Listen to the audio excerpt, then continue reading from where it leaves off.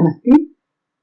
ఎద్దనపూడి సులోచనారాణి గారి నవల కలల కౌగిలి 7వ భాగం. భారతి ఇంటికి వచ్చేసరికి ఇంట్లో పెద్ద రణగొణ ధ్వని అవుతుంది. నిర్మల అరుస్తోంది, నేను వెళ్తాను, నా ఇష్టం. నువ్వు వెళ్ళటానికి వీల్లేదు. చక్రపాణి కూడా అరుస్తున్నాడు. కాదనటానికి నువ్వెవరివి? నిన్ను చేసుకున్న మొగుడిని. నువ్వు నాకే మొగుడివి కాదు, మా నాన్నకి అల్లుడివి, అంతే. నువ్వు నా మీద ఇష్టంతో నన్ను చేసుకోలేదు, మా నాన్న డబ్బు మీద ఆశతో చేసుకున్నావు. చూసారా ఆ మాటలు? నేనంటే అసలు విలువ ఉందా? విలువ అనేది సర్వమంగళం గారి అబ్బాయి అయితేను, విశ్వనాథం గారి అల్లుడు అయితేను రాదు, వ్యక్తిత్వాన్ని బట్టి వస్తుంది. ఇప్పుడు నాకు వ్యక్తిత్వం లేదంటావు, అంతేగా? ఉంటే నేను ఇష్టం లేదని చెబుతున్నా ఇట్లా మా ఇంట్లో పడి ఉండవు. అప్పటికే అక్కడికి వచ్చిన భారతి నిర్మలను పట్టుకుని గదిలోకి తోసింది. అబ్బా, నీలో ఈ మధ్య నీ నోటికి మరీ హద్దు లేకుండా పోతుంది. సుధాకర్ పోయినప్పుడే నా నోటికి మంచితనం, హద్దు రెండూ పోయినాయి. నువ్వు కాసేపు మాట్లాడుకు. భారతి నీలుని బలవంతంగా నెట్టి గది తలుపు మూసేసింది. చక్రపాణిని ఏమిటి గొడవ అని అడిగింది. చక్రపాణి అప్పటికే జేబులో నుంచి రుమాలు తీసుకుని కళ్ళజోడు తీసుకుని కళ్ళు గట్టిగా తుడుచుకుంటున్నాడు. నిర్మల ఫ్రెండ్స్ తో ఊటీ వెళ్తుంటే వద్దని అన్నాను. ఆమెను ఆపమని విశ్వనాథం గారు అంటారు, వెళ్ళలేదని మా నాన్న అంటారు. నేను నోరు తెరిస్తే చాలు ఈవిడగారు నన్ను శాపనార్థాలు పెడుతుంది. నాకు వ్యక్తిత్వం లేదుట, నేను చేతకాని వాడినట. ఆమె ఇష్టం, ఆమె నోరుకి అడ్డు లేదు, ఆమెను ఆపేవారు లేరు. మీరు ఇలా పోట్లాడుకుంటే ఎలా? నౌకర్ల ముందు నవ్వులు పాలుగా ఉండదు అంది భారతి. అప్పటికే గుమ్మం పక్కన పొంచి నిలబడి వినోదంగా చూస్తున్న నౌకర్లు భారతిని చూడగానే మెల్లగా తప్పుకుని వెళ్లిపోయారు. నన్నేం చేయమంటారు? నేనేం మాట్లాడినా తను పోట్లాడుతుంది. మీరు నీలోని మంచితనంతో మాలిమి చేసుకోవాలి. నా వల్ల కాదు. నేనసలు మొదటే డబ్బున్న అమ్మాయిని చేసుకోను అన్నాను. మా నాన్న నిర్మల అలాంటి పిల్ల కాదని, చాలా మంచి అమ్మాయి అని అన్నారు. నేను వాళ్ళ మాట విన్నందుకు మంచి శాస్త్రే జరిగింది. జన్మలో వాళ్ళ మాట ఇంకెప్పుడూ వినను. చక్రపాణి వెళ్లిపోయాడు. అల్లుడు గారు పాపం పొద్దుటి నుంచి కాఫీ అయినా తాగలేదు అంది సరస్సు బాధగా. ఇంట్లో నౌకర్లందరికీ నిర్మల చక్రపాణిల పోట్లాటలు వినసొంపుగా ఉన్నాయి. ఇదివరకు తండ్రి కూతుళ్ల మధ్యనే ఈ తగాదా ఉండేది. ఇప్పుడు ఇంకో మూడో వ్యక్తి వచ్చి కలిశాడు. నాటకం ఇంకా రెప్పి కడుతున్నట్లుగా రసవంతంగా ఉంది. భారతి నిర్మల గదిలోనికి వచ్చింది. నిర్మల సూట్ కేసులో బట్టలు సర్దుకుంటోంది. నీలు, ఎక్కడికి వెళ్తున్నావు అంది భారతి. ఊటీ. ఎప్పుడు వస్తావు? ఎప్పుడు రావాలనిపిస్తే అప్పుడు. నీలు, నీ ప్రవర్తన ఏం బాగాలేదు. నాకు తెలుసు, దానికి నేనేం బాధపడటం లేదు. ఎన్నాళ్ళు చెప్పు, నేను చచ్చేంత వరకు, సరేనా? బట్టలు సర్దుకున్న నీలు హఠాత్తుగా మంచం మీద కూర్చుంది. వదినా, నేను ఈ ఇంట్లో ఉండను, అసలు ఈ ఊళ్ళోనే ఉండను. గోవాలో నా ఫ్రెండ్ అక్క ఉంది, అక్కడ చాలా బాగుంటుందిట. నన్ను అక్కడికి పంపించి వేయమని డాడీకి చెప్పు. నీలు, ఏమిటో మాటలు? ఒక్కగానొక్క పిల్లది, తండ్రిని వదిలేసి వెళ్లటం ధర్మమా? ఏం తండ్రిగా ఆయన నా బాధ గుర్తించాడా?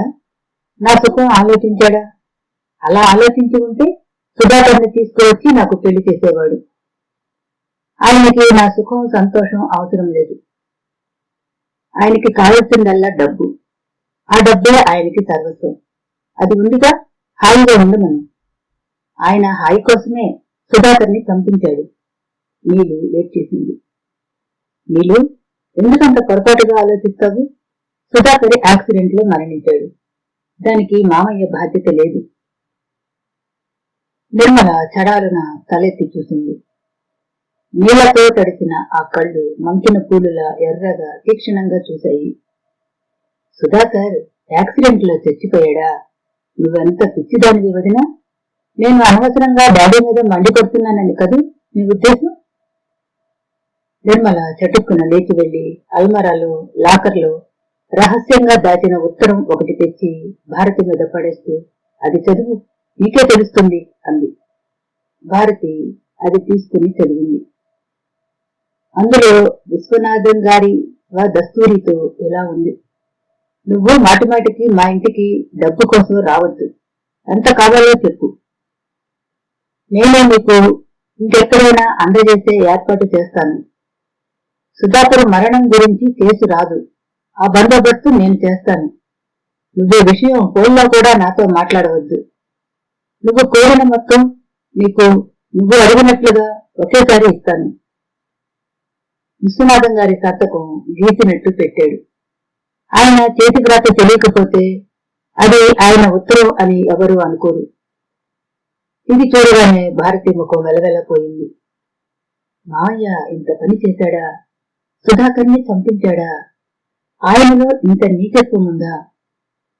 ఇప్పుడు చెప్పు వదినా, నా క్షోభ నీకు అర్థమవుతుందా? సుధాకర్ సహజంగా యాక్సిడెంట్ లో మరణిస్తే నేను నాన్నని బాధ పెడతానా? అంత ఆలోచన లేనిదాన్నా? అతను ఈ ఉత్తరం నాకు పంపాడు, ఫోన్ చేశాడు. నేను షటప్ అని పెట్టేశాను. ఇంకేం మాట్లాడలేదు. నా ఆనందాన్ని హరించిన ఆ మనిషి నాకు తండ్రి అని చెప్పుకోవాలన్నా సిగ్గుగా ఉంది. సుధాకర్ మరణం నష్టం నాకెంత ఉందో అంతకు రెట్టింపు ఆయనకు కూడా నష్టం కలిగేలా చేయాలని కసిగా అనిపిస్తోంది. నేను ఈ పెళ్లికి సంతోషంగా ఒప్పుకున్నానని అనుకున్నావా? సుధాకర్ని ఇంత త్వరగా మర్చిపోయానని అనుకున్నావా? నాన్న మీద కసి తీర్చుకోవడానికే నేను ఈ పెళ్లికి ఒప్పుకున్నాను. వాళ్ళెవరికో నన్ను అంటగట్టాలని కదా ఆయన తాపత్రయం. వాళ్ళ మూలంగానే ఆయనకి చెప్పుకోలేనంత బాధ కలగాలని నా ఆరాటం. ఆ చక్రపాణిని చూస్తేనే నాకు అసహ్యం. అతను ఎందుకు ఉంటాడు ఇక్కడ? వెళ్ళిపోడే. వీళ్ళు అతన్ని ఏమీ అనకు అంది. అతన్ని నా జోలికి రావద్దని చెప్పు. నేను కూడా ఏమీ అనను. నేను ఊరు వెళ్తున్నాను. నాన్నని డబ్బు ఇమ్మని చెప్పి సరస్సు చేత కబురు చేశానులే. ఇవ్వనని అన్నాడుట. ఆయన ఇవ్వనంత మాత్రాన నా ప్రయాణం ఆగదులే అంది. ఆ సాయంత్రం నిర్మల నిజంగానే స్నేహితులతో ఊరు వెళ్లిపోయింది. చేతి గాజులు అమ్మేసింది అని సరస్సు చెప్పింది. ఈ మాట వినగానే విశ్వనాథం గారు తల పట్టుకుని కూలపడ్డారు. 10 నిమిషాల తర్వాత ఆయన లేచి తెరచెరా వచ్చి, నీ భార్యని ప్రయాణం నుంచి ఆపుకోలేకపోయావు, నువ్వే మొగుడివి అన్నారు. చక్రపాణి మాట్లాడలేదు. విశ్వనాథం గారు వెళ్లిపోయారు. చక్రపాణి అలాగే కూర్చున్నాడు. కొద్దిసేపు అయిన తర్వాత భారతి అతని గదిలోకి వచ్చింది. చక్రపాణిని ఏం చేస్తున్నారు అంది. ఏం తోచినప్పుడు ఇద్దరు పేకాట ఆడతారు. చక్రపాణి ఈరోజు సుముఖత చూపించలేదు. ఈ నరకంలోంచి ఎలా తప్పించుకోవడమా అని చూస్తున్నాను అన్నాడు. ఆ సాయంత్రం ఇంటి నుండి వెళ్లిన చక్రపాణి మళ్లీ తిరిగి రాలేదు. ఆ రాత్రి రాకపోతే వాళ్ళ ఇంటికి వెళ్లాడని అనుకున్నారు. మర్నాడు అతను రాలేదు. ఆ సాయంత్రం విశ్వనాథం గారు కూర్చుని చదువుకుంటుంటే బూట్లు టకటకలాడించుకుంటూ పోలీసు అధికారులు వచ్చారు. చక్రపాణి ఆ క్రితం రోజు రాత్రి హోటల్లో రూమ్ తీసుకుని వెళ్లి పడుకున్నాడుట. అతను అప్పుడప్పుడు వచ్చి అలా పడుకుని వెళ్లేవాడుట. ఆ రోజు నిద్రలో లేవలేదు. సర్వర్ కాఫీ తీసుకుని వెళితే తలుపు ఎంత తట్టినా తీయలేదు. హోటల్ అధికారులకు అనుమానం వచ్చి పోలీసులకి ఫోన్ చేశారు. వాళ్ళు వచ్చారు. బలవంతంగా తలుపులు తెరిస్తే చక్రపాణి మంచం మీద మృతుడై ఉన్నాడు. స్లీపింగ్ పిల్స్ మింగాడు. తల్లిదండ్రులకు ఫోన్ చేయమని కోరాడు. విశ్వనాథం గారు గాని నిర్మల గాని తన శవం చూడను కూడా చూడకూడదని శాసించాడు.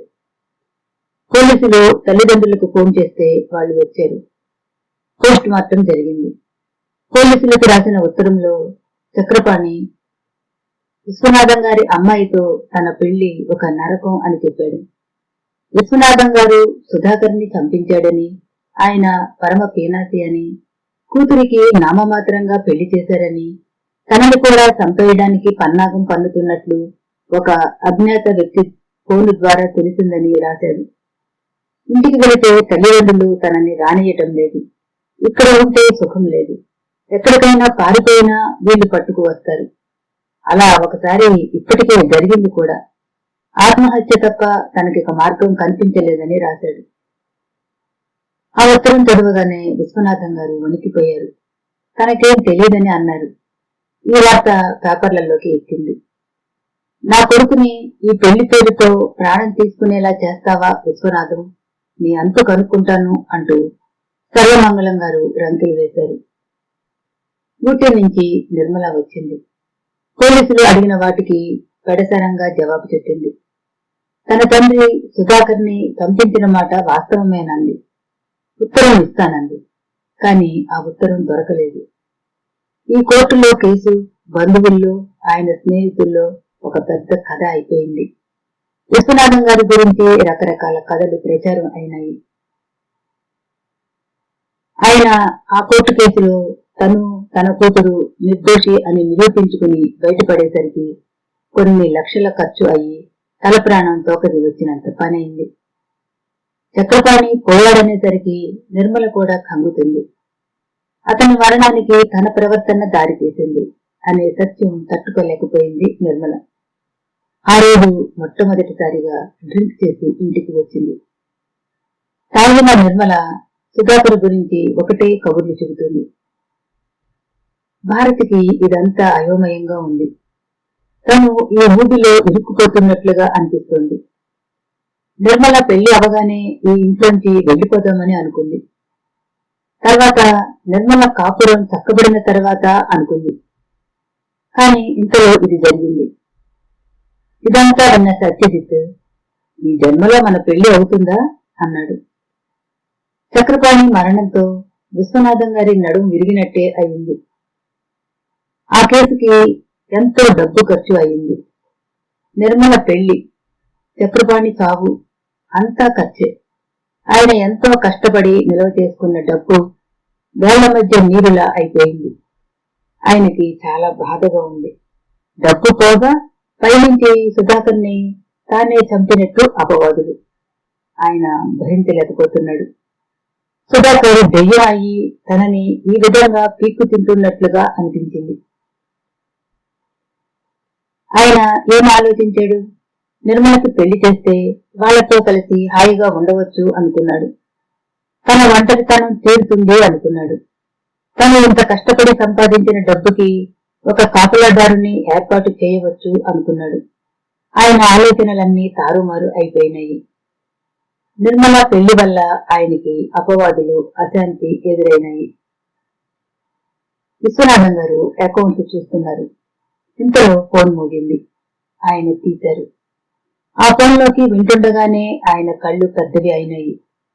ఫోన్ గబాలను పెట్టేశాడు. ఆయన పక్కనే భారతి ఉంది. భారతి ఆయనకి కాఫీ కప్పులో పోసి ఇస్తోంది. ఆయన ముఖం చూసి అనుమానంగా అడిగింది, ఎవరు మావయ్య ఫోన్ చేసింది? ఇంకెవరు? వాడే, ఆ దెయ్యం. భారతి క్షణం ఆగింది. మావయ్య, టెలిఫోన్ డిపార్ట్మెంట్ కి రిపోర్ట్ ఇద్దాం, వాడిని క్షణంలో కనుక్కుంటారు అంటూ ఫోన్ తీసి చేయబోయింది. ఆయన గభాలన భారతిని వారించారు. వద్దమ్మా, వద్దు, అదే లాభం లేదు. ఎందుకని? కొత్తలో నేను ఒకసారి ఇచ్చాను. వాళ్ళు ఆ మనిషి ఎక్కడో రోజుకో బూత్ నుంచి చేస్తున్నట్టు చెప్పారు. పోలీస్ రిపోర్ట్ ఇద్దాం. ఆ సలహా తీసుకోవడం అయ్యింది. వాళ్ళు మన ఇంట్లో నుంచే సమాచారం ఇస్తున్నారని అన్నారు. రహస్యంగా టేప్స్ పెట్టి చూడగా ఇంట్లోకి కాదని తేలిపోయింది. మన ఇంట్లో విషయాలన్నీ మరి ఎలా తెలుస్తున్నాయంటావు? అది ఆ భగవంతుడికే తెలియాలి. దీనికి ఏదైనా మార్గాంతరం చూడాలిగా మావయ్య. ఎన్నాళ్ళీ వేదన? నా చావు ఒక్కటే దీనికి పరిష్కారం ఏమో. ఆయన నోటి నుంచి జీవితంలో మొదటిసారిగా ఆ మాట వచ్చింది. విశ్వనాథం గారికి జీవితం మీద ఎంతో ఆపేక్ష. పొరపాటుగా కూడా ఆ మాట రానియదు. భారతి ఆయనలో జరుగుతున్న అంతర్యుద్ధం గమనిస్తూ ఉంది. కాని ఆ క్షణంలో జాలి అనిపించలేదు. మనిషి ఎప్పుడూ తను చేసుకున్న పరిస్థితుల్లో చిక్కుకునిపోయి ఇది తన తప్పు కాదు అని తనని తాను మభ్య పెట్టుకుంటాడు. ఆయన విషయంలో కూడా ఇదే జరిగింది. సుధాకర్ మరణ విషయంలో ఆయన చేతోడు ఉందని తెలిసిన క్షణం నుంచి భారతి ఇంట్లోంచి వెళ్లిపోవాలని తహతహలాడుతోంది. కాని విశ్వనాథం గారు భారతిని వెళ్లనీయటం లేదు. ఇంతలో సరస్సు వచ్చి రంగా అనే అతను వచ్చాడని చెప్పింది. ఆ పేరు వినగానే ఆయన ముఖం వెలవెలపోయింది. నేను ఇంట్లో లేనని చెప్పు అన్నాడు. సరస్సు వెళ్లి చెప్పింది. 2 నిమిషాల తర్వాత గళ్ళ లుంగి కోర మీసాలతో నల్లగా వస్తాదులా ఉన్న మనిషి సరాసరి లోపలికి వచ్చేశాడు. గదిలోంచి వెళ్లిపోతున్న భారతి ఆగింది. అతను చొరవగా ఇంట్లోకి రావటం విచిత్రంగా అనిపించింది. భారతి వెనక్కి తిరిగి వెళ్ళింది. లోపల నుంచి వినిపిస్తున్న మాటలు చెవులు పడటంతో బయటనే ఆగిపోయింది. విశ్వనాథం గారు బ్రతిమలాడుతున్నాడు. ఇంకెంత డబ్బు ఇమ్మంటావు నన్ను? ఎంతిస్తే మాత్రం నీ డబ్బు జరుగుతుందా ఏమిటి? అరవకు, వెళ్ళు ఆయన కంఠం తగ్గించి బ్రతిమలాడుతున్నట్టుగా అన్నారు. నన్ను పంపించాలంటే అది నీ చేతుల్లోనే ఉంది. నన్నెందుకు ఇలా వేధిస్తావు? నేనసలు సుధాకర్ని చంపమని అనలేదు. మా అమ్మాయి దేవుడికి రావద్దని, వస్తే తంతానని బెదిరించమని మాత్రమే అన్నాను. నీకు అంతకంటే ఎక్కువ ఉపకారం చేశాను కదా. ఆడి కూడా శాశ్వతంగా పోయింది. నువ్వు తాగి చేసి నా పీకల మీదకు తెచ్చావు. ఏం చేస్తాం? ఒక్కోసారి అంతే మరి. ఒకటి అనుకుంటే ఇంకోటి అవుతుంది. నన్నేం చేయమంటావు? ఒక 50,000 ఇట్లా పారేయి. 50,000 ఇక్కడ చెట్లకి కాస్తున్నాయా? పెట్టెల్లో బొద్దెంబల్లా దోమల్లా తెగ పెరిగిపోతున్నాయి. మీ ఉన్నోళ్ల దగ్గర డబ్బు అట్టగే పెరుగుతుంది. నువ్వు వెళ్ళు. డబ్బు చేతుల్లో పడందే నేను వెళ్ళను. పోలీసులకి ఫోన్ చేస్తాను. చేసుకో, నేను కూడా వాళ్ళకి నిజం చెప్పేస్తాను. అప్పుడు ఇద్దరం జైల్లో కూర్చుని పేకాడుకుందాం. నువ్వు వెళ్ళు. డబ్బు పారేయి. ఒక్క క్షణం కూడా ఉండను. 10 నిమిషాల తర్వాత విశ్వనాథం గారి గొంతు వినిపించింది. ఇక వెళ్ళు. 20,000 మళ్ళా తొందరగా రావాల్సి ఉంటుంది. నీ ఇష్టం. ముందు ఇక్కడి నుంచి పో. పోతాను. పోక ఉంటానా?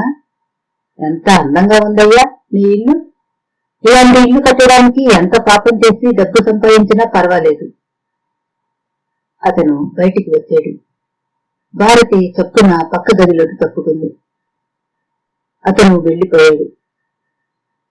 భారతి అతని గురించి అడగటానికి మేనమామ గదిలోకి వచ్చింది. అక్కడ కనిపించిన దృశ్యం చూసి నిరుత్తరాలు అయింది. విశ్వనాథం గారు సోఫాలో పడిపోయారు. ఆయన దుప్పట్లు బిగుసుకున్నాయి. పిట్టు వచ్చిన మనిషిలా కొట్టుకుంటున్నారు. మావయ్య? భారతి గబాలన పరిగెత్తి దగ్గరికి వెళ్ళింది. ఆయనని పట్టుకుంటూ సరసు, సరసు, నిర్మలా అంటూ కేకలు పెట్టింది. సరసు పరిగెత్తుకు వచ్చింది. ఆయనని సరస్సు చేతికి అప్పగిస్తూ ఇలా పట్టుకో, నేను డాక్టర్కి ఫోన్ చేస్తాను అంటూ పరిగెత్తింది. 10 నిమిషాల తర్వాత డాక్టర్ గారు వచ్చారు. ఆయనని పరీక్ష చేశారు. ఇంజెక్షన్ ఇచ్చారు. ఆయన ఫిట్ తగ్గింది. మనిషి కాస్త నెమ్మదిగా అయి నిద్రలోకి జారారు. డాక్టర్ గారు భారతి యువతలకి వచ్చారు. ఈయనకి చిన్నప్పుడు ఫిట్స్ ఉండేవిట. ఒకసారి నాకు చెప్పారు. అవి ఈ మధ్య కాలంలో పోయాయి. పూర్తిగా పోయాయనే అనుకున్నాను. మళ్లీ ఇలా తిరగబెట్టినాయి. ఆయనని విశ్రాంతిగా ఉండనియండి. కూతురి కాపురం గురించి ఆయనకి చాలా వేదన ఉంది. ఆ మందులో టైం ప్రకారం వేయండి అని చెప్పి వెళ్ళాడు. భారతి వచ్చి మేనమామ దగ్గర కూర్చుంది. ఆ క్షణంలో ఆయనని చూస్తే అపరిమితమైన జాలి వేసింది. ఈయనకి డబ్బు సంపాదన తప్ప మరో లోకం లేదు. అందులోనే ఆయనకి ఆనందం, తృప్తి. కొంతమందికి డబ్బు ఖర్చు పెట్టడంలో ఆనందం కలిగితే, కొంతమందికి డబ్బు దాచటంలోనూ, మరికొంతమందికి దానిని సంపాదించడంలోనూ ఆనందం కలుగుతుంది. విశ్వనాథం గారు ఆఖరి కోవకి చెందిన వ్యక్తి. ఆయన బుర్ర అహర్నిశలు డబ్బుని ఎలా రెట్టింపు చేయటమా అని ఆలోచిస్తూ ఉంటుంది. వ్యాపారంలో ఆయన దగ్గర చేరిన మిత్రులకి ఎన్నో రెట్లు డబ్బుని అభివృద్ధి చేసుకునేటట్టు సాయపడ్డారు ఆయన. ఆయన కట్టిన ఇల్లు, ఆ ఇంట్లో అతి ఖరీదైన సామాను ఆయన మిత్రుడు బలవంతం చేసి కొనిపించినవి. ఆయనకి ఎంత ఖరీదు గల వస్తువు చూసినా డబ్బు ముందు దాని వెల తక్కువే అనేవాడు. ఆయన బజారుకు వెళితే ఆయన చేతులతో ఒక్క వస్తువు కొనలేడు. ఎందుకంటే ఆయనకి ఏ వస్తువు చూసినా ధర ఎక్కువే అనిపిస్తుంది. డబ్బు దాచుకోవడంలోనే ఆయనకి ఎక్కువ సంతృప్తి, ఆనందం లభిస్తాయి. లోకం తనని పీనాసే అన్న ఆయన లక్ష్య పెట్టేవాడు కాదు. ఏడ్చిందిలే అన్నట్టు తిరస్కారంగా చూసేవాడు. ఆయన మనసులో కాస్త ప్రేమ అన్నదే ఉంటే అది ఒక్క నిర్మల మీదనే. ఈయనకి నీళ్ళు సుధాకర్ని చేసుకోవటం ఇష్టం లేదు. సుధాకర్ని బెదిరించడానికి ఏదో చేయబోయి ఇంకో విషవలయంలో చిక్కుకున్నాడని భారతికి అర్థమైంది. ఆయన ఆ విషయం పైకి చెప్పుకోలేక సతమతమవుతున్నాడు అనిపించింది. భారతి ఆయన మంచం పక్కన పుస్తకం చదువుకుంటూ కూర్చుంది. నిద్రలో ఉన్న ఆయన కదిలారు. మావయ్య, భారతి మళ్లీ పిలిచింది. భారతి, ఆయన దీనంగా పిలిచారు. ఏమిటి మావయ్య? నేను సుధాకర్ని చంపమని అనలేదు. ఆ దొంగ విధవ వాడే చంపి ఆ హత్యని నా తలకి చూడదామని చూశాడు. నేను ఎలాగో తప్పించుకున్నాను. వాడు ఆ ఘోరం చేసి పైనుంచి జలగల పీక్కు తింటున్నాడు. ఇవాళ 20,000 పట్టుకు వెళ్ళాడు. 20,000. ఆయన పై కప్పు తీసి చూడసాగారు. భారతి ఆయన చేతి మీద చేయి ఆనించింది. మావయ్య, మీరు నిద్రపోండి, మనం తర్వాత మాట్లాడుకుందాం. నేను సుధాకర్ని చంపించలేదు భారతి. నీవు నా మీద అనవసరంగా కోపం తెచ్చుకుంది. నువ్వు పడుకో మావయ్య. నాకు చాలా బాధగా ఉంది. నేను చేయని తప్పుకి అందరూ నాకు శిక్ష వేస్తున్నారు. నువ్వు నిద్రపో, మనం తర్వాత మాట్లాడుకుందాం. ఆయన కళ్ళు మూసుకోబోయి అంతలో తెచ్చారు. అంతలోనే బేలగా చూస్తూ, నువ్వు ఇక్కడే ఉంటావుగా అని అడిగాడు. ఉంటాను. ఆయన భారతి చెయ్యి పట్టుకుంటూ, ఆ దెయ్యం గొంతుగాడు ఏమని చెప్పాడో తెలుసా? నా ఇంట్లోనే ఎవరో నన్ను హత్య చేయాలని చూస్తున్నారుట. అవన్నీ ఒట్టి బెదిరింపులు. అంతేనంటవా? కాకపోతే ఇంకేమిటి? పోలీసులు టేప్స్ పెట్టినప్పుడు కనీసం గుసగుసలైనా వినరాలేదుగా. అవుననుకో. నిద్రపోవడానికి ప్రయత్నం చెయ్యి మావయ్య. నేను లోపల ఎంత బాధపడుతున్నానో నీకు తెలీదు. అసలు నేనేం పాపం చేశాను? డబ్బు సంపాదించడమా? అది నేను ఎవరిని మోసం చేసి సంపాదించలేదే. నా పార్ట్నర్స్ ని అడుగు. రూపాయి పైసలతో సహా నేను ఎంత ఖచ్చితంగా ఉంటానో. డబ్బు లేని బాధేమిటో నాకు తెలుసు. మావయ్య, నువ్వు ఎక్కువ ఆలోచించకూడదని డాక్టర్ చెప్పాడు. నువ్వు మరీ ఆలోచించి హైరాణ పడితే చిన్నప్పటి ఆ ఫిట్స్ మళ్లీ బాగా తిరగబెడతాయట. ఇంతలో ఫోన్ మోగింది. భారతి తీసింది.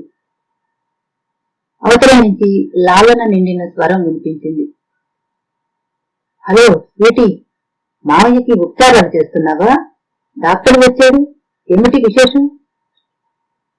షటప్, భారతి గట్టిగా అని ఫోన్ పెట్టేసింది. వాడేనా? భారతి తల ఊపింది. ఏమంటాడు? డాక్టర్ వచ్చాడు, ఏమిటి సంగతని అంటున్నాడు. విశ్వనాథం గారు మంచం మీద లేచి కూర్చున్నారు. మన ఇంట్లో జరిగే ప్రతిదీ వాడికి తెలుస్తుంది. ఎలా తెలుస్తుంది? నేను పోలీసు రిపోర్ట్ ఇస్తానంటే వద్దంటావు అంది నిష్ఠూరంగా. వద్దు భారతి, నేను వాళ్లతో పడలేను. వాళ్ళు నాకు సాయం చేయకపోగా నా దగ్గర నుంచి డబ్బు లాగటానికి చూస్తారు. నేను వాళ్లతో విసిగెత్తిపోయాను. నేను ఎవరితోనైనా పడగలను కాని పోలీసులతో మాత్రం పడలేను. ఆయన దండం పెట్టాడు.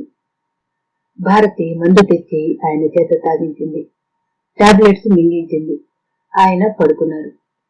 భారతి లేచి వెళ్ళింది. ఇంతలో ఫోన్ మోగింది. అజ్ఞాత వ్యక్తి లాలనగా అడిగాడు, ఏమ్మా, సృష్టి చేసిందా? జాగ్రత్త. నిన్ను హతమార్చాలని అనుకున్న మాకు ఇప్పుడే మంచి ఛాన్స్. సాగు ఎక్కడ ఎలా రాసిపెట్టి ఉందో నీకు తెలియదు. బాత్రూంలోకి వెళితే గదంతా షార్ట్ సర్క్యూట్ అయ్యి విద్యుత్ షాక్ కొట్టవచ్చు. నువ్వు నిలువునా మాడిపోయి ఏ గోడకో అంటుకుని పోతావు. అంతేకాదు, నువ్వు తాగే పాలలో విషం కలపవచ్చు. నువ్వు పడుకున్న బెడ్ కింద ఏ పామో పెట్టవచ్చు. సాగు తొందరలోనే ఉంది. నువ్వు తప్పించుకోలేవు. హహహహా. ఆయన ఆ నవ్వు భరించలేనట్టు ఫోన్ పెట్టేశాడు. ఆయన ఒకసారి గదంతా కలియ చూశాడు. ఆ గది అంతా అలా కరెంటు షాక్ కొడితే తను చచ్చిపోతే ఆయన మంచం మీద రగ్గు కింద ఏదో కదిలినట్టు అయింది. ఆయన దాని కదలికని శ్రద్ధగా చూశారు. ఏమిటది? పాము కాదు కదా? ఆయన గబాల్న దానిని గట్టిగా పట్టేసుకున్నారు. అబ్బా! తనే కెవ్వుమన్నాడు. ఆయన కాలి బొటన వేలు అది. ఆయన చేతిలో నలిగిపోయింది. భారతి వచ్చేసరికి ఆయన మంచం మీద నుంచి లేచి రగ్గు కింద పడవేసి దుప్పటిలాగి గట్టిగా పట్మంటూ తుంపుతున్నారు. ఏమిటి మామయ్య, ఏమైంది? భారతి ఆదుర్దాగా వచ్చింది. ఏం లేదమ్మా, ఏదో పాకినట్టు ఉంటేను. పాకటమా? భారతి కూడా అన్నీ తీసి చూసింది. ఎక్కడ ఏదీ లేదు.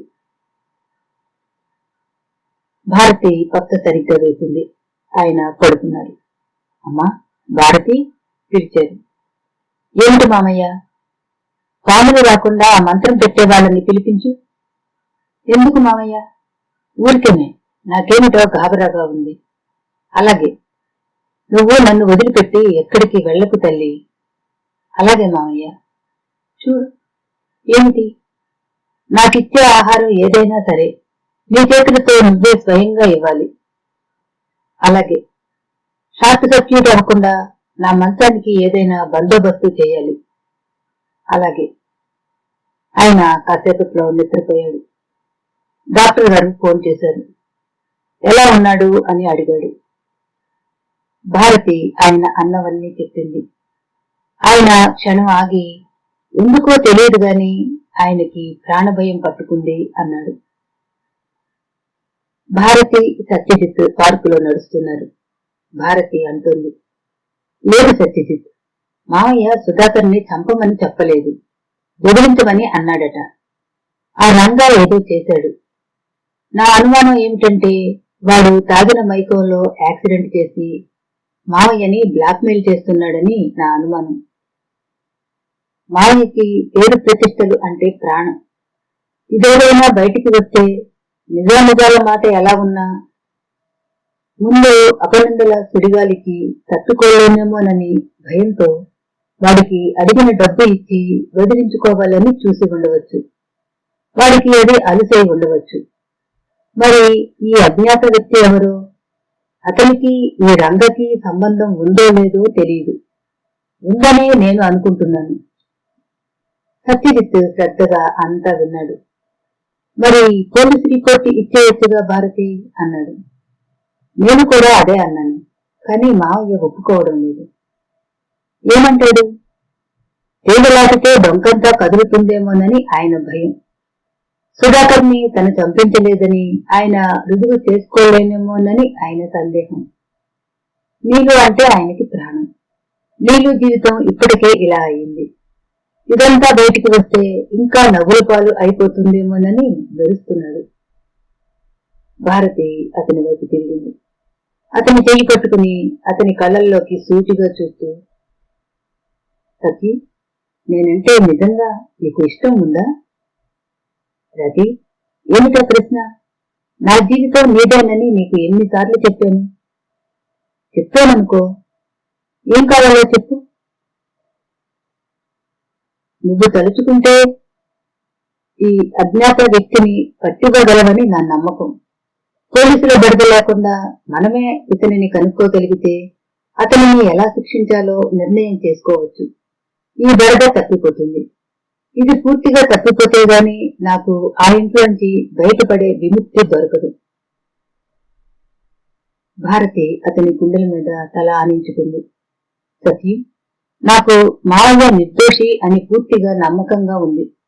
ముందు ఆ అజ్ఞాత వ్యక్తిని మనం పట్టుకుంటే ఆ రంగా కథ కూడా తేల్చేయవచ్చు. ఇదంతా తేలనదే నేను మావయ్యని విడిచి రాలేను. మన పెళ్లి జరగదు. రతి, అతని కంఠంలో నుంచి ఆ పిలుపు మెల్లని ఆర్తనాదంలా వచ్చింది. అతని చెయ్యి భారతి తలని నిమిరింది. ఎంత విషమ పరీక్ష పెట్టావు నాకు? అస్పష్టంగా అన్నాడు. మన ప్రేమకి ఇది పరీక్ష అనుకో. భారతి తల ఎత్తి అతని వైపు చూస్తూ నవ్వింది. ఇంకే పరీక్ష అయినా పెట్టు, ఇది మాత్రం కాదు, నా వల్ల కాదు ఆర్జిస్తున్నట్టుగా అన్నాడు. నువ్వు తలుచుకుంటే ఇది జరుగుతుంది. నువ్వు ఇది సాధించగలవనే నా నమ్మకం. ఆ మాటలు అంటుంటే భారతి కళ్లల్లో కనిపిస్తున్న నమ్మకానికి అతను హతాశుడైనట్టు చూశాడు. నా వల్ల ఎలా అవుతుంది భారతి? ఎలా అవుతుందో నాకు తెలీదు. అవుతుందని మాత్రం నాకు తెలుసు. నన్ను ఇందులో నుంచి బయటికి లాగాలంటే నువ్వు నా కోసమైనా ఇది తెలుసుకోవాలి. సత్యం, ఇది నువ్వు మావయ్యకి సాయం చేయటం కాదు, నాకు సాయం చేయడం అనుకో. నన్ను దగ్గరకు తీసుకోవడం అనుకో. అతను మాట్లాడలేదు. భారతి అతని నడుం చుట్టూ చేయి వేస్తూ ఇంకేదైనా చెప్పు అంది. ఏం చెప్పను? పెళ్లి అయిన తర్వాత మనం ఎలా ఉంటామో చెప్పు. అతను భారతి భుజం చుట్టూ చెయ్యి వేశాడు. చాలా సుఖంగా ఉంటాం. మనల్ని చూసిన ప్రతి వాళ్ళు భార్యాభర్తలు అంటే అదిగో సత్యజిత్ భారతిలా ఉండాలి అని చెప్పుకునేటంత బాగా ఉంటాం. ఇద్దరూ కలిసి నడవసాగారు. సూర్యాస్తమయం అవుతోంది. ఆ వెలుగు ఆకులతో దోబూచులాడుతోంది. సత్యజిత్ భారతి నడుస్తున్నారు. అతను చెబుతున్నాడు, మనిద్దరం అందరిలా ఎప్పుడూ పోట్లాడుకోం. చాలా అన్యోన్యంగా ఉంటాం. మనిద్దరం కలిసి ఎన్నో మంచి పనులు చేస్తాం. ఎంతమందికో సాయం చేస్తాం. ఒక చిన్న ఇల్లు కట్టుకుంటాం. అందులో నీ అభిరుచికి తగ్గట్టు అన్ని సౌకర్యాలు ఉంటాయి. ఆ ఇంటి చుట్టూ నేను రకరకాల మొక్కలు పెంచుతాను. దాన్ని ఒక కలల ఇల్లులా తయారు చేస్తాను. మన ఇంటికి ఎవరు వచ్చినా ఇది ఒక శాంతి వనంలా ఉందని అన్నట్టు ఉంటుంది. చెప్పడం మర్చిపోయాను ప్రతి, నేను ఇప్పుడే చెప్పేస్తున్నాను, నేను ఎక్కువ డబ్బు సంపాదించను. నేను సంపాదించమని కోరను. నేను నువ్వు తెచ్చిన డబ్బుతో ఇల్లు జాగ్రత్తగా గడుపుతాను. ఖర్చు పెట్టే ప్రతి రూపాయి ఇది సత్యజిత్ ఎంతో కష్టపడితే వచ్చింది అన్నంత అపురూపంగా చూస్తాను అంది. సత్యజిత్ భారతి వైపు చూశాడు. సాయంత్రం వెలుగులో ఆ ముఖం ఆనందంతో కమ్మటి కలలతో వెలిగిపోతుంది. అతనికి ఆ క్షణంలో భారతిని చూస్తుంటే భారతి కోసం ఏమైనా చేయగలగాలి అనిపించింది. భారతి కాలేజీ నుంచి వస్తుంటే జయలక్ష్మి ఎదురు వచ్చింది. జయలక్ష్మి ముఖం అంతా పీక్కుపోయింది. చీర నలిగిన పట్టకుండా ఉన్నట్టుగా ఉంది. భారతిని చూడగానే ఆదుర్తగా దగ్గరకు వస్తూ, భారతి, నువ్వు నాకు సాయం చేయాలి అంది. ఏమిటి అంది. నిన్న స్కూలు నుంచి శాంతిని ఆయన తీసుకువెళ్లారు. పిల్లనేం చేశాడో తెలియడం లేదు. ఎంత అడిగినా చెప్పటం లేదు. పిల్ల తండ్రితో వెళ్ళిందని స్కూలులో టీచర్ చెప్పింది. వాకిట్లోకి వెడితే మా అత్తగారు నేను చెడిపోయిన దాన్నని వాళ్ళ ఇంట్లో అడుగు పెట్టే అర్హత లేదంటూ నానా తిట్లు తిట్టింది. ఆయన ఇంట్లో ఉండి లేరనిపించారు. పిల్లని గురించి అడిగితే మాకు తెలియదు అంటున్నారు. పైనుంచి నువ్వే నీ సంతోషానికి అడ్డం వస్తుందని ఆ పిల్లని ఏదో చేశావు అన్నారు. జయలక్ష్మి కళ్ళ నుంచి నీళ్లు జలజల రాలినాయి. నేను నా శాంతిని ఏదో చేశానుట. వాళ్ళ మాటలు వింటే నాకు పిచ్చెక్కింది. ఆవేశం భరించలేక మా అత్తగారిని పట్టుకుని కొట్టాను. ఇరుగు పొరుగు పోగయ్యారు. ఆవిడ చేత నా మీద కేసు పెట్టించారు. భారతి శ్రద్ధగా ఉంది. వినోద్కి చెప్పలేదా? చెప్పాను. అతను ఇందులో తనేం చేయలేనని అన్నాడు. ఇది నా స్వంత విషయం అంట. నేనెవరిని సాయం అడగాలో తట్టడం లేదు భారతి. మీ అన్నయ్య ఉన్నాడుగా, ఆయనకేం చెప్పలేదా నువ్వు? అన్నయ్యకి మొదటి నుంచి నా సంగతి పడదు. అక్కడికి వెళ్లి నా కష్టం చెప్పాను. సంసారం వద్దని ఆ వినోద్తో చేరావుగా, చేసుకున్నది అనుభవించు అన్నాడు. వదిన అయితే నిర్మోహమాటంగా మా ఇంటికి ఇలా రావద్దు, నాకు పెళ్లి కావలసిన ఆడపిల్లలు ఉన్నారు అని చెప్పింది. ఎవరు ఏమనుకున్నా ఏమన్నా నాకు బాధ లేదు. నాకు వాళ్ల సంగతి తెలుసు. వాళ్లకి నచ్చిన విధంగా నేను బ్రతకటం లేదని, పరుగు నిలపటం లేదని వారి ఆగ్రహం. పిల్ల ఎక్కడుందో నేనెట్లా తెలుసుకోవాలో తెలియటం లేదు భారతి అంది దీనంగా. పద, అట్లా వెళ్లి కాఫీ తాగుదాం అంది భారతి. ఇద్దరు హోటల్లోకి వచ్చి ఫ్యామిలీ రూమ్ లో కూర్చున్నారు. శాంతిని మీ ఆయనే తీసుకువెళ్ళాడని ఖచ్చితంగా తెలుసా అంది భారతి. తెలుసు అంది. ఎవరి చేతనైనా అడిగించకపోయావా? ఎవరున్నారు? రాత్రంతా మదన పడ్డాను. చివరికి నువ్వు తప్ప నాకు ఎవ్వరూ కనిపించలేదు. నాకు తెలుసు నిన్ను విసిగిస్తున్నానని, నీకు ఇబ్బంది కలిగిస్తున్నానని. నువ్వు అడిగితే చెబుతావేమోనని నా ఆశ. భారతి మౌనంగా ఉండిపోయింది. తను అడిగితే మాత్రం అతను ఎందుకు చెబుతాడు? జయలక్ష్మికి బయట ప్రపంచంతో ఎక్కువగా సంబంధం లేదు. స్నేహితులు అంటూ కూడా ఎవరూ లేరు. ఆమె జీవితం అంతా ఇంట్లోనే సరిపోయేది. కాలేజీకి వచ్చినా ఎవరితోనూ కలిసేది కాదు. వచ్చిన పని చూసుకుని సరాసరి ఇంటికి వెళ్లిపోయేది. ఇంట్లో బాధ తట్టుకోలేక ధైర్యం చేసి వాళ్ళకి ఎదురు తిరిగి బయటికి వచ్చేసింది.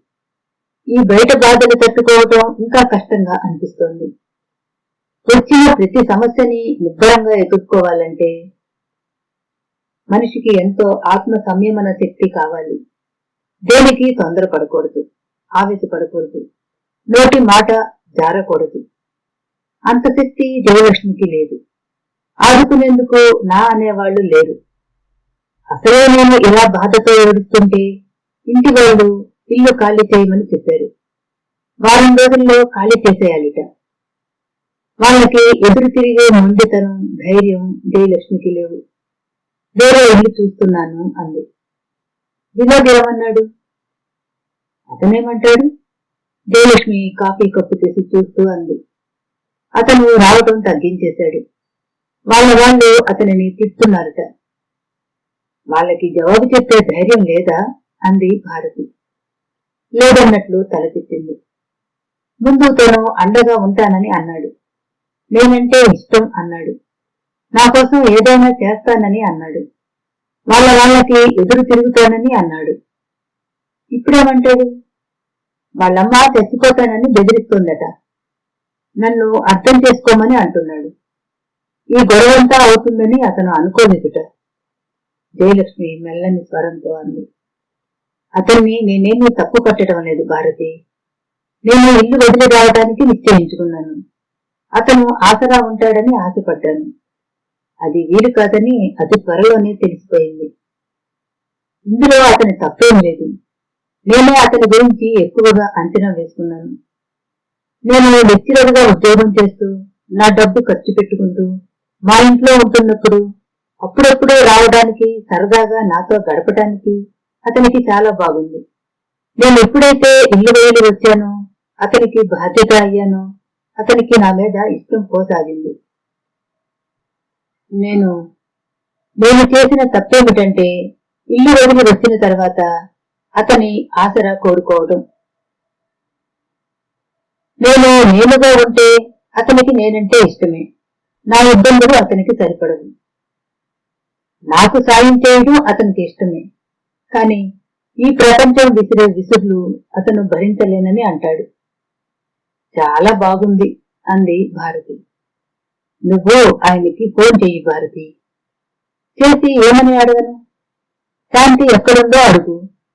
చెబుతాడని నమ్మకం ఏమిటి? ఏమీ లేదనుకో, కాని ఆయన తన మనసులో మాట ఏమిటో కక్కుతాడుగా. సరే చేద్దాం పద. భారతి లేచింది. భారతికి ఈ విషయంలో కల్పించుకోవాలని అస్సలు లేదు. కాని జయలక్ష్మి చిక్కిన ముఖం, ఆ కళ్ళల్లో వేదన చూస్తుంటే కాదనలేకపోయింది. భారతి కౌంటర్ దగ్గరికి వెళ్లి ఫోన్ చేసింది. జయలక్ష్మి భారతి పక్కనే నిలబడి ఆతృతగా చూస్తోంది. జయలక్ష్మి భర్త ఫ్యాక్టరీలో ఉన్నాడు. ఎవరో వెళ్లి పిలుచుకు వచ్చారు. హలో, నేను భారతినండి అంది. మీరా? మీరు ఫోన్ చేస్తారని నాకు తెలుసు అన్నాడు. అదేమిటి, ఎలా అనుకున్నారు? ఆవిడ గారు మీ దగ్గరికి వస్తుందని, మీ చేత చేయిస్తుందని నాకు తెలుసు. చూడండి, మీకు నా సలహా, ఆవిడతో మాట్లాడినా కలిసి తిరిగినా మీలాంటి మంచి వాళ్ళకి కూడా పేరుకి బురద అంటుకుంటుంది. నాకు ఆ భయం ఏమీ లేదులేండి. శాంతి ఎక్కడ ఉంది? చెప్పను. మీరు మరీ అలా అంటే ఎలా? నాతో వ్యవహారం అంతే. ఇదిగో ఆవిడ గారికి చెప్పండి, శాంతిని నేనే తీసుకువచ్చాను. శాంతి ఎక్కడుందో ఆవిడ ఎంతమంది సిఐడీలను పెట్టినా ఆరా కనుక్కోలేదు. ఆవిడ నా జోలికి వచ్చిందంటే మర్యాద దక్కదు. ఆవిడ వెళ్లి గంగలో దూకినా నాకేం పట్టదని చెప్పండి. మీరు ఆవేశపడితే ఎలా? ఆవేశమా? నేను మగాడు అయితే మీకు తెలుస్తుంది ఆ బాధ ఏమిటో. ఏమండి, నాకు తెలియక అడుగుతాను, ఈ సంసారాలు చేసేవాళ్ళు అంతా అతి సంతోషంగాను సుఖంగాను చేస్తున్నారంటారా? నేను సుఖపడుతున్నానా? గాడిద చాకరీ చేయటం లేదా? ఇల్లు వదిలేసి వెళ్ళిపోతుందా? వెళ్ళిందిగా, మళ్ళీ నా జీవితం ఎందుకు? శాంతి కోసం ఇలా ఫోన్ చేయాల్సి వచ్చింది. శాంతి లేకపోతేనే నేను పనికిరానప్పుడు నాకు పుట్టిన కూతురు ఎలా పనికి వస్తుంది? వదిలేమానండి. ఆ వినోద్ గారు ఉన్నాడుగా, వాడితో 10 మంది పిల్లల్ని కనమనండి. నేను శాంతిని ఇవ్వను. దిక్కున్న చోట చెప్పుకోమనండి. నాకింకోసారి ఇలా ఫోన్ చేయించాలని చూసిందా, వచ్చి పళ్ళు రాలు కొడతానని చెప్పండి. మా అమ్మని వచ్చి కొడుతుందా? మా అమ్మ అంటే ఎవరు అనుకుంది? ప్రాణాలతో బ్రతకాలని ఉంటే పిచ్చి వేషాలు వేయొద్దని చెప్పండి. పెట్టేస్తున్నాను. భారతి అప్పటికి చాలాసేపటి క్రిందే ఫోన్ జయలక్ష్మికి ఇచ్చింది. జయలక్ష్మి నిశ్శబ్దంగా ఆ మాటలన్నీ వింది. అతను ఫోన్ పెట్టేయగానే పాలిపోయిన ముఖంతో ఫోన్ పెట్టేసింది. జయలక్ష్మి చాలాసేపు అలాగే కూర్చుండిపోయింది. ఏం చేస్తావు మరి అంది. అదే ఆలోచిస్తున్నాను. నువ్వు కాలేజీ ఎందుకు మానేశావు? కాలేజీలో శ్రీదేవి వాళ్ళ మాటలు పడలేక. వాళ్ళ మాటలు నువ్వెందుకు లక్ష్య పెడతావు అంది భారతి. లక్ష్య పెట్టను, కానీ భరించలేను. చాలా బాధ వేస్తుంది అంది జయలక్ష్మి. ఇద్దరు వెళ్లడానికి లేచారు. ఇంటికి వస్తుంటే భారతికి అనిపించింది, అందుకే ఈ దేశంలో ఆడపిల్లలు తిరగబడరు. వాళ్ళకి తెలివితేటలు లేక, ధైర్యం లేక కాదు. ఇల్లు వదిలి వస్తే పెనం మీద నుంచి నిప్పుల్లో పడ్డట్టు ఉంటుంది. ఈ బయట లోకం ధోరణి, ఇది భరించటం ఇంకా కష్టం. నిర్మల ఈల మీద పాట పాడుతూ ఇంటికి వచ్చింది. జీన్స్ షర్టు వేసుకుంది. తాగినట్టుంది, తూలుతోంది. విశ్వనాథం గారు భాగస్వాములతో కూర్చుని మాట్లాడుతున్నారు. ఆయన మాటలు వింటున్నారు. ఈ ఈలపాట విని ఎవరు అన్నట్టు చూడసాగారు. ఇంతలో తలుపులు తోసుకుని నిర్మలే లోపలికి వచ్చేసింది. Hello uncle. Hello daddy. ఏం చేస్తున్నారు? డబ్బు లెక్కలు చూసుకుంటున్నారా? మీకు ఎప్పుడు ఈ పిచ్చే. నిర్మల తోడుతూ పని గోపాలరావు గారి దగ్గరకు వెళ్ళింది. అంకుల్, మీరు ఎప్పుడైనా క్లబ్కి వెళ్ళారా? ఎంత మజాగా ఉంటుందో తెలుసా? డాడీకి మీకు డబ్బే రాకు. ఎందుకంత శ్రమ పడతారు? ఈ డబ్బు మీతో వస్తుందనా? రాదు. మనతో ఎవ్వరూ రారు. నేను సుధాకర్తో వెళ్ళగలిగానా? నీవు అవతలకు వెళ్ళు, విశ్వనాథం గారు అరిచారు. ఆయన కళ్ళలో ఆగ్రహం చిందులు వేస్తోంది. నీవు నోటి మీద వేలు పెట్టుకుని ఖుష్, అరవకు, నేను ఇక్కడున్నానని తెలిస్తే చక్రపాణి వస్తాడు అంది. సరసు కేక పెట్టి పిలిచాడు. సరసు వచ్చింది. అమ్మాయిని తీసుకువెళ్ళు అన్నాడు. రామ్మ వెళదాం అంది సరసు. ఇదిగో అంకుల్, నీకు తెలుసా, ఈ సరసు మా డాడీ గదిలో పడుకుంటుంది. ఆ అంకుల్ అన్న ఆయన నిటారుగా అయ్యాడు. సరసు వైపు, విశ్వనాథం గారి వైపు కళ్ళు పెద్దవి చేసి చూడసాగాడు. సరసు తల వాలిపోయింది. విశ్వనాథం గారు చటాలున దగ్గరికి వచ్చి ఈడ్చి నిర్మల చంప మీద కొట్టాడు. పాపిస్తుదానా, కో అవతలికి అరిచారు. నిర్మల ఒక్క క్షణం దిమ్మెడిపోయింది. ఆ తర్వాత ఏడవలేదు, విరగబడి నవ్వసాగింది. మా డాడీకి ఎందుకు కోపమో తెలుసా? పేదవాళ్లతో రహస్యంగా సంబంధం పెట్టుకున్నాడు తను. నేను పెళ్లి చేసుకుంటానన్నాను. నా ధైర్యానికి కోపం. ఓల్డ్ డాడీ, నిన్ను దేవుడే రక్షించాలి. నవ్వుతున్న నిర్మలని సరసు బలవంతంగా లాక్కుపోయింది. నిర్మల వెళ్లిన తర్వాత అక్కడున్న అందరి ముఖాలు గంభీరంగా అయిపోయినాయి. విశ్వనాథం గారు అంతవరకు చదివి వినిపిస్తున్న రిపోర్టు ఫైలు మూసేస్తూ, నా మనసు బాగాలేదు, ఈ మీటింగ్ ముగించేస్తున్నాను, ఎల్లుండి మళ్లీ కలుద్దాం అన్నాడు. అందరూ వెళ్లిపోయారు. విశ్వనాథం గారు గోడలో పులిల చేతులు వెనక్కి కట్టుకుని అటు ఇటు తిరగసాగారు. నిర్మలని దారికి తేవాలి, కానీ ఎలా? ఈ తాగుడికి అలవాటు పడింది. చెబితే వినదు. ఏ హాస్పిటల్లోనో ఒంట్లో బాగాలేదని చేర్పిస్తే అక్కడ ఉంటుందని నమ్మకం లేదు. హాయిగా పెళ్లి చేసుకుని అత్తవారింటికి వెళ్లి లక్షణంగా కాపురం చేసుకోవాల్సిన పిల్ల జీవితం తను బదరన పడేస్తుంది. తన బ్రతుకు రచ్చకి ఇచ్చింది. ఈ సమస్య తీరేదెట్లా?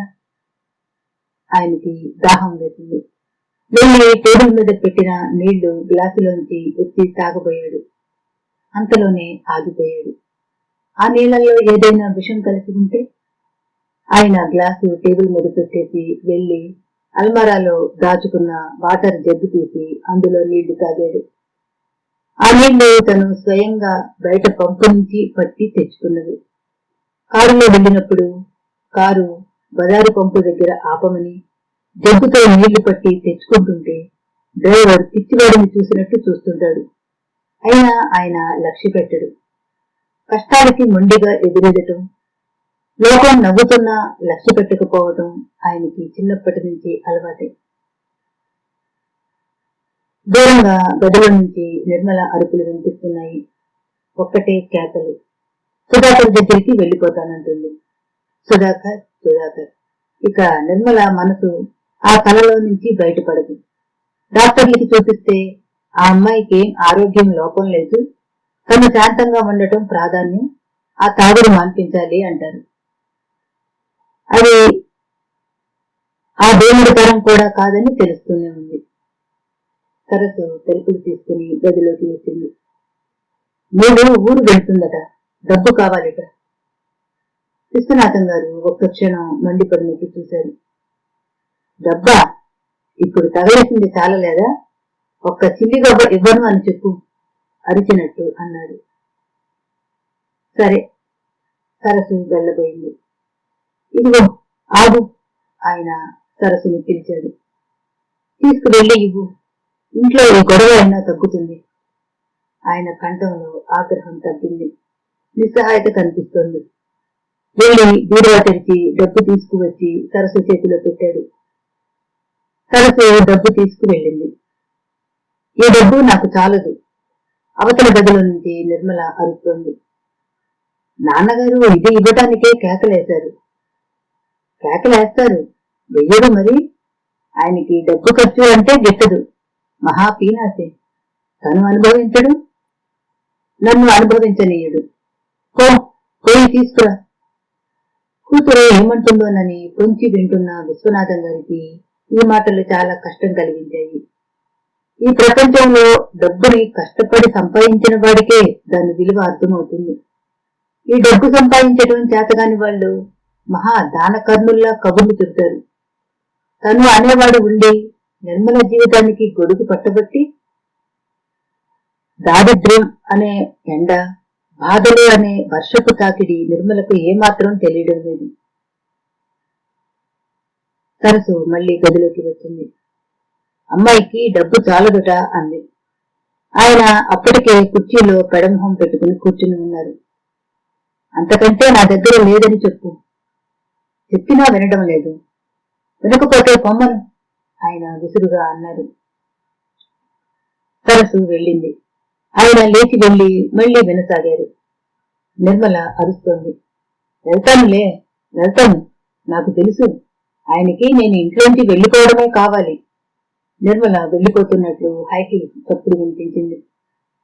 వంట మనిషి వచ్చాడు. అయ్యగారు నీళ్లు నమిలాడు. ఏమిట్రా? డబ్బు కావాలి. మొన్ననేగా 600 రూపాయలు తీసుకున్నావు, మళ్ళీ అప్పుడే డబ్బేంటి? నా భార్య ప్రశ్నించిందండి. అదే ఆ ఖర్చుకు సరిపోయింది. ఇప్పుడే బారసాల, చుట్టాలందరూ వస్తారు. ఎంత కావాలేమిటి? 1000 రూపాయలు. 1000 రూపాయలు? ఆయన కళ్ళు పెద్దవి చేసి చూశాడు. ఒరే, నీ జీతం ఎంత? నెలకి 100. ఈ డబ్బు ఎప్పుడు తీరుస్తావు? నాకేదైనా డబ్బు వస్తే వెంటనే తీరుస్తానండి. నెల నెలా జీతంలో తీసుకోండి. వాడు తీర్చడు, చావడు. మళ్లీ నెలలో మళ్లీ అడ్వాన్స్. విశ్వనాథం గారు 500 తెచ్చి ఇచ్చారు. వంట అతను తీసుకుని వెళ్లిపోయాడు. ఆయన అడిగేదానికి సగం ఇస్తాడు. అందుకే అతను 500 అవసరం అయితే 1000 రూపాయలు అడిగాడు. విశ్వనాథం గారు కూర్చున్నారు. ఆయనకి నిర్మల ఎక్కడికి వెళ్లి ఉంటుందా అనే ఆలోచన మొదలైంది. నీలో ఇంట్లో ఉన్న బాధే బయటికి వెళ్ళిందంటే ఇంకా రెట్టింపు బాధ. ఆయనకి ఇప్పుడు పశ్చాత్తాపం కలగసాగింది. ఆ సుధాకర్నే ఇచ్చి పెళ్లి చేసినట్టయితే ఈ గొడవ ఉండేది కాదేమో. కాని ఆయన పశ్చాత్తాపం చాలా ఆలస్యంగా కలిగినట్టుగా అనిపించింది. ఆయన నిర్మలని ఒక తోవకు తీసుకురాలేకపోతున్నారు. వదిలేసి ఊరుకోవడం లేకపోతున్నారు. అది మహా నరకంగా ఉంది. కళల కౌగిలి నవల 7వ భాగం సమాప్తం. మళ్ళీ కలుద్దాం.